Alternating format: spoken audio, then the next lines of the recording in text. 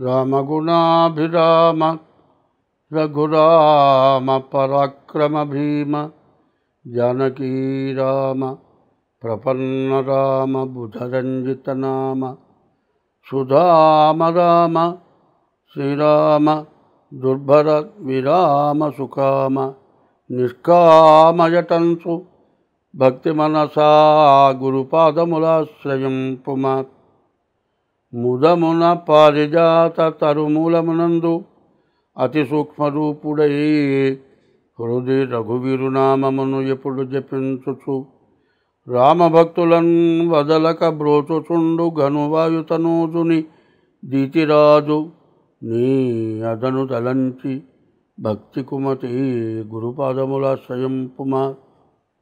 ఇప్పుడు జరిగిపోయిన మే నెలలో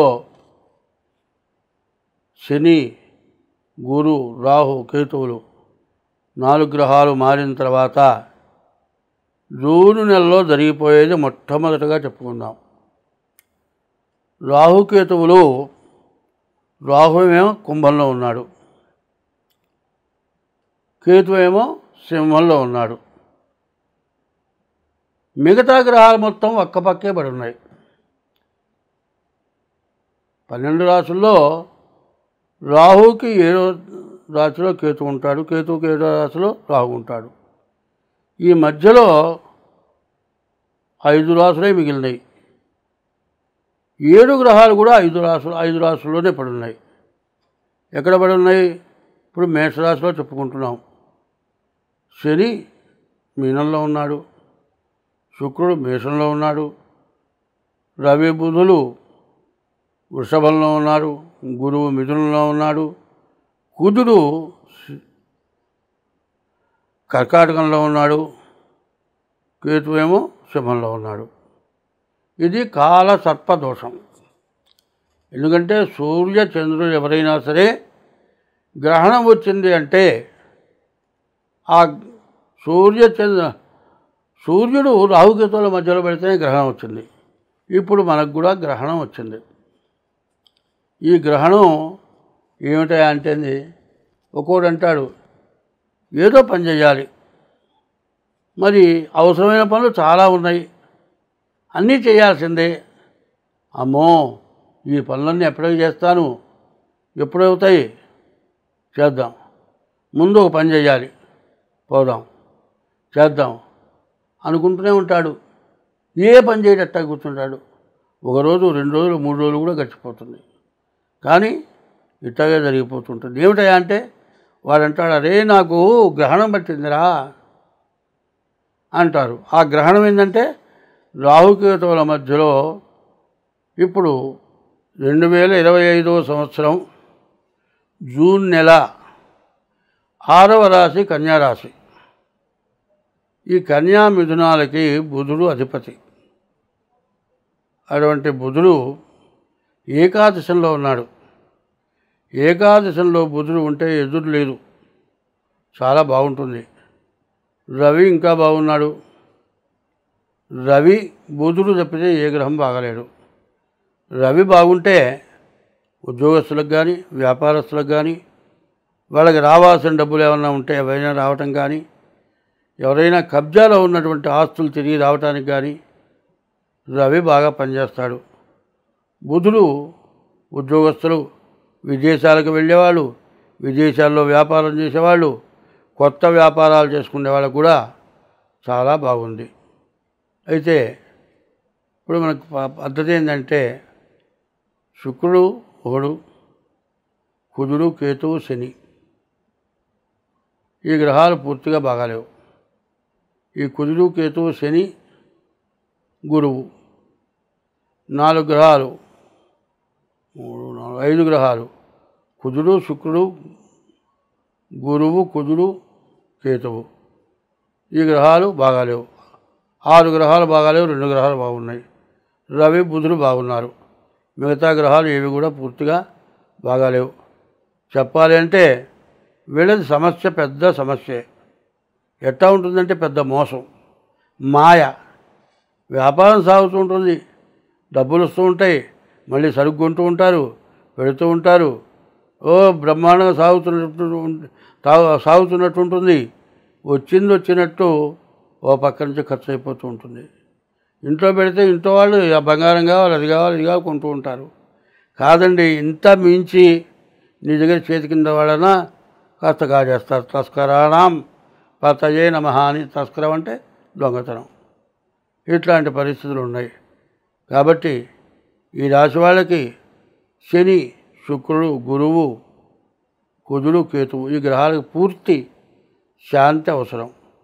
తర్వాత మీ జాతకరీత్యా కూడా మీ జాతకం చూపించుకోవడం చాలా అవసరం. కుజుడు ద్వాదశంలో ఉన్నటువంటి కుజుడు వల్ల వ్యాధులు రావటానికి, దెబ్బలు తగలటానికి కూడా బాగా అవకాశం కనపడుతుంది. ఈ టైంలో ఏదైనా సమస్య వస్తే సంవత్సరం దాకా కూడా మీరు కోరుకోలేరు. అది మాత్రం గుర్తుపెట్టుకోండి.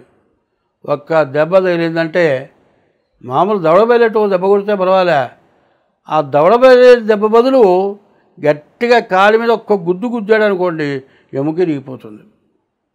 కొట్టింది చేత్తోనే ఎముక ఇరిగిపోయింది. అదే దవడబెల్లెట్టు కొడితే కాస్త దవడ వాచింది కానీ ఓ రోజు అయితే ఆ నొప్పిపోతుంది. కాబట్టి కుజుడు వల్ల రక్త సంబంధమైన వాడు దెబ్బలు తగ్గడానికి, రక్తం కారిపోవటానికి, ఒంట్లో రక్తం పోవటానికి ఇటువంటి సమస్యలన్నీ కూడా వస్తాయి. అయితే రవి వల్ల, బుధుడి వల్ల ఉద్యోగం, వ్యాపారం బాగుంటుంది. విదేశాలకు పోయేవాళ్ళకి బాగుంటుంది. కానీ విదేశాలకు వెళ్ళిన తర్వాత కొన్ని సమస్యల వల్ల వెంటనే తిరిగి రావాల్సి వచ్చింది అంటే మాత్రం మీ సమస్య ఎంత ఖర్చు అయిందో, ఎంత దండగైందో అప్పుడు ఆలోచించుకుంటారు. అవకాశం వచ్చింది కదా అని పరిగెత్తడం కాదు, అక్కడ స్థిమితంగా ఉండటానికి అవకాశం ఉందా లేదా అనేది ఆలోచించాలి. ఒక్కొక్కళ్ళు చాలా తొందరపాటు పనులు చేస్తారు. ఒకప్పుడు కొంతమంది ఏం చేస్తారంటే పెళ్లి చేసుకోవాలి అంటే ఏ పిల్ల చూపించినా బాగాలేదంటాడు. వాడు మాత్రం నల్లగా 2 సంవత్సరాలు 3 సంవత్సరాల క్రితం మకిల పట్టిపోయిన పాత చింతపండులాగా ఉంటాడు. వాడికి మంచి అందగత్తె కావాలని కోరుకుంటుంది. కోరిక తప్పులేదు, కోరిక ఉండొచ్చు. అంటే బాగా నల్లటి వాళ్ళకి ఎర్రటి పిల్లలు అందగాళ్ళు వచ్చారు కాబట్టి నాకు కూడా కావాలని కోరిక పుడుతుంది, వాడు కూడా పుడుతుంది. కానీ చివరికి వచ్చేప్పటికల్లా ఎదురు చూసి పెళ్ళే కాక ఆగిపోయిన వాళ్ళు ఈ 4-5 సంవత్సరాల్లో చాలామంది ఉన్నారు. 30-32 ఏళ్ళ దాకా పెళ్లి సంబంధాలు వచ్చినాయి. 32 దగ్గర నుంచి 40-45 దాకా సంబంధాలు రాకపోవటం, ఒకవేళ వస్తే పెళ్ళై 3 చచ్చిపోయినామన్నా వస్తుంది, లేకపోతే 3తో విడాకులు తీసుకున్నామన్నా వస్తుంది, పెళ్ళి కాకుండా ఆగిపోతుంది. ఇక జీవితం ఎందుకండి? నువ్వు ఎంత సంపాదిస్తే ఏం లాభం, ఎంత అందంగా ఉంటే ఏం లాభం? కోరికకి అంతు కావాలి. కోరిక ఎట్లా ఉంటుంది అంటే, పూర్వం ఎవరైనా సరే అయ్యా మా అమ్మాయి ఉంది మీ అబ్బాయికి ఇస్తామయ్యా అని అడిగితే ఆ పిల్ల ఇంటికి వచ్చేది లక్ష్మి కింద లెక్క. అమ్మాయి వస్తుంది అంటే పెద్దవాళ్ళని చూపిస్తారు, సుళ్ళుంటాయి, కాళ్ళు వంకర్లుంటాయి, ఏమన్నా ఉన్నాయో చూస్తారు, అమ్మ నడవమంటారు, మాట్లాడమంటారు, పాట పాడమంటారు. ఇప్పుడు అబ్బాయిల చేత పాడిస్తున్నారు పాటలు, ఇవాళ మాట్లాడమంటున్నారు, అటు పక్కకిరా నీతో మాట్లాడాలంటున్నారు. ఎవరిని విమర్శించడం కాదు, ఇప్పుడు అబ్బాయిలు కూడా తక్కువగా లేరు. అందువల్ల నీకేమేమి అలవాటున్నాయి వెళ్ళి చూసుకొని పెళ్లి చేసుకుంటే చివరికి వచ్చేప్పటికి ఇద్దరు ఉద్యోగస్తులు అవుతున్నారు. ఈ ఉద్యోగం వల్ల బాగా సంపాదిస్తున్నారు. ఈమె చెప్పేది ఆయన విండు, ఆయన చెప్పేది ఏమి విందు, నీ మాట నేను ఎందుకు వినాలి, నా మాట నువ్వెందుకు వినాలి, నువ్వెంత చదువుకున్నావు నేను అంతే చదువుకున్నాను, నువ్వెంత సంపాదిస్తున్నావు నేను అంతే సంపాదిస్తున్నాను, కాబట్టి నేను ఇల్లు చిమ్మితే నువ్వు గిన్నెలు కొడుకు. ఇట్లా తయారైపోయి తగాదాలు పెట్టుకొని విడాకులు తీసుకొని వేరే బయటపడుతున్నారు.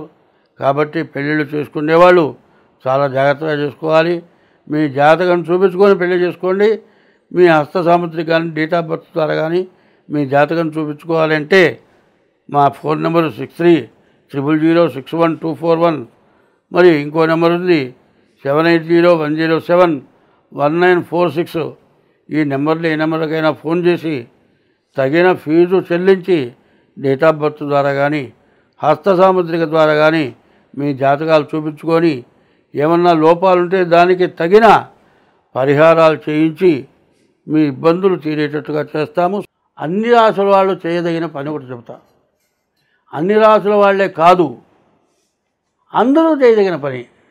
డబ్బులున్నవాడు చేయొచ్చు, సంపాదించేవాడు చేయొచ్చు, ఏ లోటు లేకుండా బతికేవాడు కూడా చేయొచ్చు. ఇది నీకే కాదు, ఎంతోమందికి మేలు చేయడానికి కూడా నీకు అవకాశం ఉంటుంది. అది ఒక పద్యం ఉంది, చెబుతాను. అన్ని రాసులకి ఉపయోగపడుతుంది. ఇదివరకు చేసిన పాపాలని కూడా హరించుకుపోతాయి. మరి నీకున్న బాధలన్నీ తొలగిపోతాయి. ఏమిటాయి అంటే, అన్నదానము కన్నా అధిక దానము లేదు. దానాల అన్నింటిలోకి అన్నదానాన్ని మించిన దానం లేదు. ఎట్లా అంటే, ఓ చోట అన్నదానం చేస్తున్నారు అనుకోండి, సరైన నీకు జ్ఞానం ఉంటే ఒక 5 కిలోల బియ్యపన్నం, ఓ సాంబారు లేకపోతే పప్పు తీసుకొని వెళ్ళి పెట్టడం మొదలు పెడితే ఏమవుతుంది? వాళ్ళు ఒక 100 మందికే పెడదాం అనుకున్నారండి, ఇంకో 25 మంది వస్తే నీవు తీసుకెళ్ళిన అన్నదానానికి ఉపయోగపడుతుంది. అన్నదానము కన్నా అధిక దానము లేదు. రెండోది ఏంటి? తల్లిదండ్రుల కన్నా దైవమేరి. జన్మనిచ్చిన తల్లిదండ్రుల కంటే వేరే దైవం లేరు. వాళ్ళని ఎప్పుడు కూడా సుఖంగా సంతోషంగా చూడటం చాలా అవసరం. కాదు, నీ పెళ్ళాం అన్నం పెడుతుంది, నీ పెళ్ళాం మంచిదే కావచ్చు, నీ లెక్కలో నీ పెళ్ళాం మంచిది కావచ్చు, కానీ ఇంటికి వచ్చిన తర్వాత అమ్మ అన్నం తిన్నావా, నాన్న అన్నం తిన్నావా అని వాళ్ళని అడిగి, ఏవే మా అమ్మకి మా నాన్నకి అన్నం పెట్టావా, మా అమ్మని మా నాన్న జాగ్రత్తగా చూస్తున్నావా అంటే పెళ్ళాం అన్నం పెట్టకపోయినా సంతోషపడతారు. నా కొడుకు మమ్మల్ని బలికరించాడు అని సంతోషపడతాడు. అదే కాదు, ఎప్పుడూ కూడా చెప్పుడు మాటలు వినకూడదు. మీ అమ్మ నన్ను ఇట్టా అంది, మీ నాన్న అట్టా అన్నాడు అని విని తల్లిదండ్రుల మీద ఎగబడకుండా నిజంగా అన్నారా లేదా చాటుగా ఎంక్వైరీ చేసుకోవటం మంచిది. తల్లిదండ్రులను చూసుకోవాలి, జీవితానికి ఉపయోగపడే భార్యను కూడా చూసుకోవాలి. అన్నదానము కన్నా అధిక దానము లేదు. ఒకటి అన్నదానం, ఒకటి తల్లిదండ్రుల కన్నా దైవమేరి. తల్లి తండ్రి తర్వాత భార్య కూడా, వాళ్ళని మించిన దైవం లేరు. తల్లిదండ్రుల కన్నా దైవమేరి. సత్యశీలత కన్నా జగతి తపం వేది. అబద్ధం ఆడకుండా ఉండటం. శీలత అంటే పరస్త్రీ వ్యామోహమే చెప్పాల్సి వస్తుంది.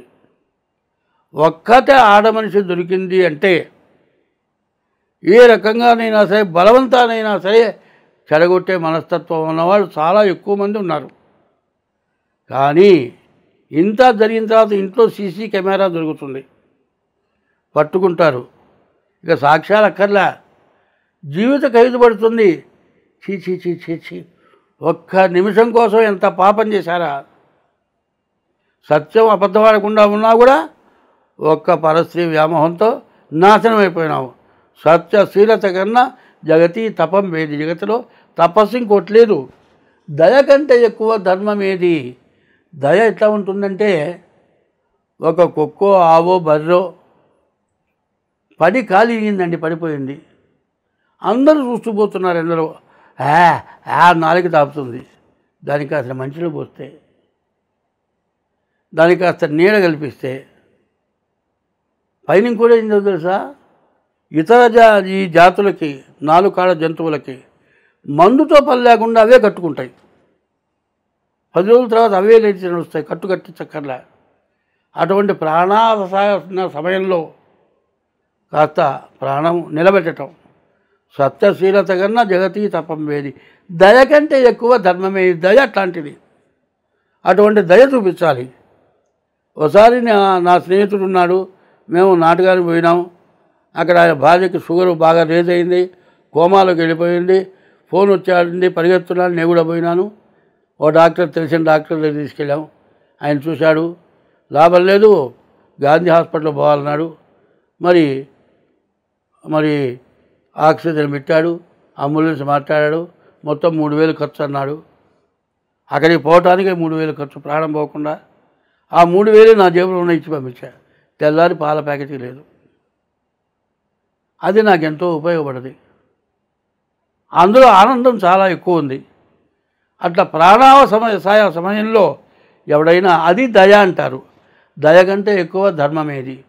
సుజన సంగతి కన్నా చూడలాభం ఏది. మంచి జరిగేదాన్ని చూడటం కంటే ఇక లాభం లేదు, వేరే లాభం లేదు. క్రోధము కన్నా శత్రుత్వం ఏది. క్రోధం ఎట్లాంటిదంటే వాడు కసపది వచ్చాడు, మరి వాడు చచ్చిపోయిన తర్వాత కూడా 25 కాల్పులు కాల్చట. అంటే కత్తి అట్లాంటిది అన్నమాట, ఉగ్రవాదం అట్లాంటిది. మరి దయ కంటే ఎక్కువ సుజన సంగతి. క్రోధంబు కన్నా శత్రుత్వం ఏది. అంగనామణి కన్నా అభినవ మణి ఏది. ఆడమనిషిని మించినటువంటి మణి లేదు. నవరత్నాల తర్వాత 10వ రత్నం ఆడమనిషి. ఆడమనిషిని జాగ్రత్తగా చూడాలి. అంగనామణి కన్నా అభినవ మణి ఏది. రుణము కంటేను నరునకు రోగం ఏది. రుణం కంటే మించిన రోగం లేదు. ధరణి అపకీర్తి కంటేను స్వర్గమేది. ధరణి అపకీర్తి కంటేను నరకమేది. వీడు పనికిరాని వాడు అనేటువంటి పేరు పెడితే అంతకంటే నరకం లేదుట. వీడు మంచివాడని కీర్తి పొందుతుంటే దానికంటే స్వర్గం లేదుట. ఇది అవలంబిస్తే ఎవరైనా సరే ఇది మళ్ళీ మళ్ళీ రీపీట్ చేసుకొని చూడండి. ఈ పద్యానికి అర్థం బాగా వినండి, దీని ప్రకారం ప్రవర్తించండి. అందరం బాగుంటాం. ఎవరికి అపకారం చేయపాకండి. ఏ ఆడమనిషిగా అపకారం చేయొద్దు. అది చాలా ధర్మం. స్వస్తి.